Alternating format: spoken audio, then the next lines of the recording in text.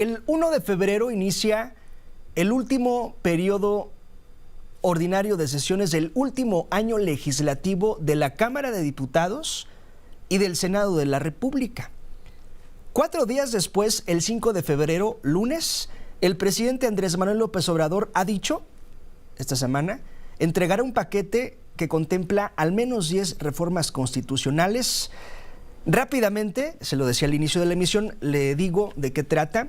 El sistema de pensiones que busca que quienes se jubilen con la ley de 1997 cobren el 100% de su salario, entre otras aristas. Una segunda propuesta, salario mínimo, incremento anual siempre por arriba de la inflación.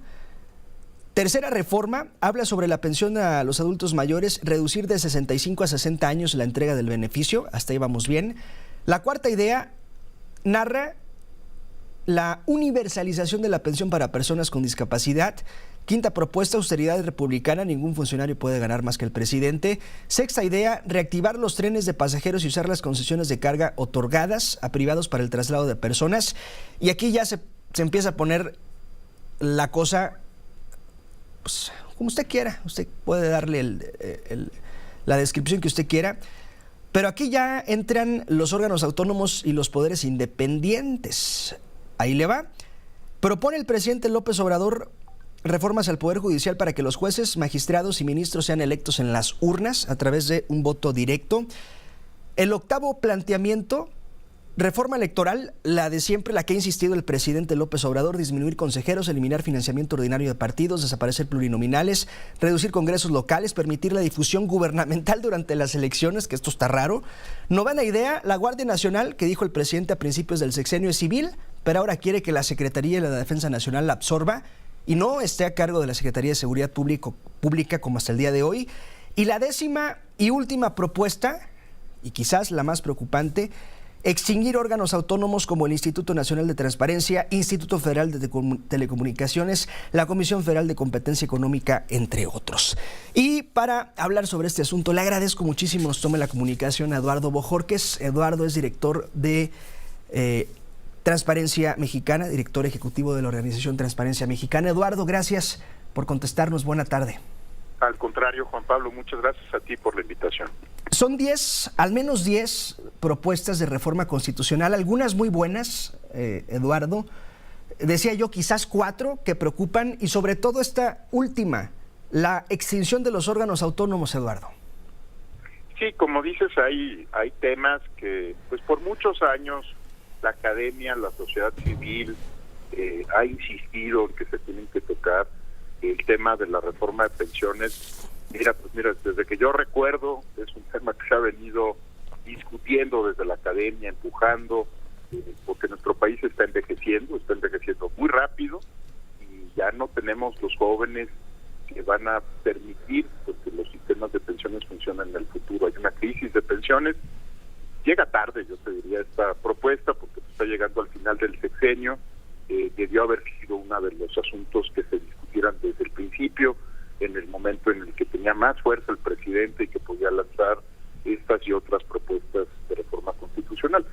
Pero pues parecería que estos temas endulzan otros que deben de ser preocupantes, ¿no? Porque hablan de concentrar el poder en la presidencia de la República, de regresar a los tiempos que pensamos que ya se habían abandonado, donde el presidente lo decide todo, y hasta algunas que son contrarias, Juan Pablo, por completo con el discurso en contra del neoliberalismo.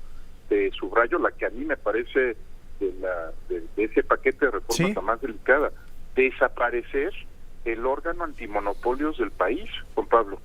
La Comisión Federal de Competencia Económica es el órgano antineoliberal por excelencia, ¿no?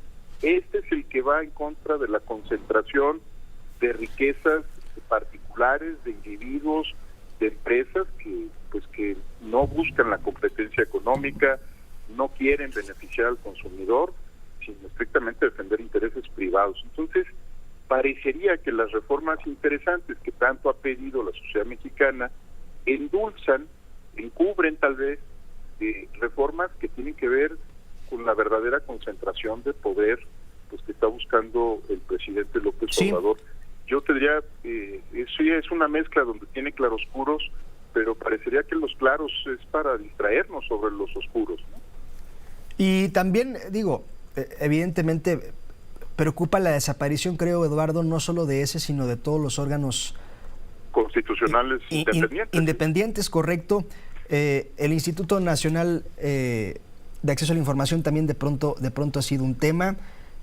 En fin, el Instituto Federal de Telecomunicaciones, hay órganos que evidentemente se encargan incluso de cerciorar que el gobierno esté haciendo las cosas bajo la transparencia que se necesita, Eduardo. Sí, por supuesto. Mira, mencionas tú el INAI, lo hemos platicado en otras ocasiones, Juan Pablo. A todo organismo hay que criticarlo, hay que exigirle más, pero cumple una función central, que es verificar que el gobierno está haciendo lo que dice que hace, que los ciudadanos, las personas como tú y como yo y cualquiera que nos esté escuchando puede ejercer su derecho a saber qué es lo que está pasando realmente con el gobierno. Pues déjame poner un ejemplo que a mí me gusta utilizar con frecuencia. ¿Tú te imaginas sin INAI, sin un órgano de transparencia, si una familia que está ahorita en una zona en Chiapas se va a atrever a preguntarle en persona al general secretario de la Defensa Nacional sobre el cuartel que están construyendo en su calle? Pues hay una desproporción de poder, ¿no? O sea, el INAI lo que hace es empoderar al individuo, la persona, al ciudadano, para que sin poner en riesgo su seguridad le pueda preguntar al poder de frente, ¿no?, lo que quiere saber sobre los asuntos que le inquietan. Entonces, sí es preocupante, y sobre todo en paquete, pues la conversación nos puede llevar a cosas importantes como el sistema de pensiones. Por supuesto hay que discutirlo, mejorar los programas sociales, por ejemplo, que no hay nadie que esté en contra de ello, pero de alguna forma empaca asuntos que lastiman derechos de las personas también, ¿no? Entonces, que te den dinero está muy bien, pero que te quiten derechos no puede ser una buena idea. Estoy platicando con Eduardo Bojorquez, director ejecutivo de la Organización Transparencia Mexicana. Eduardo, hablemos de política.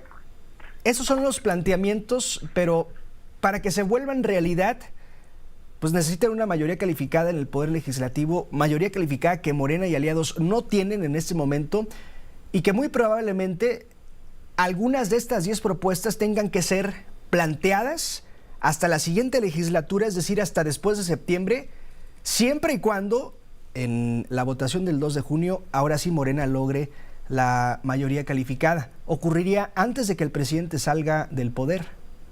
Sí, lo estás leyendo muy bien, Juan Pablo, porque las van a presentar en febrero, pero el objetivo es utilizar estas reformas como caballito de batalla electoral, diciendo no nos han dejado aprobar estas reformas, si nos das tu voto en el Congreso podremos asegurarte lo que necesites. Yo creo que aquí hay un cálculo, evidentemente, tú lo estás leyendo con bastante nitidez.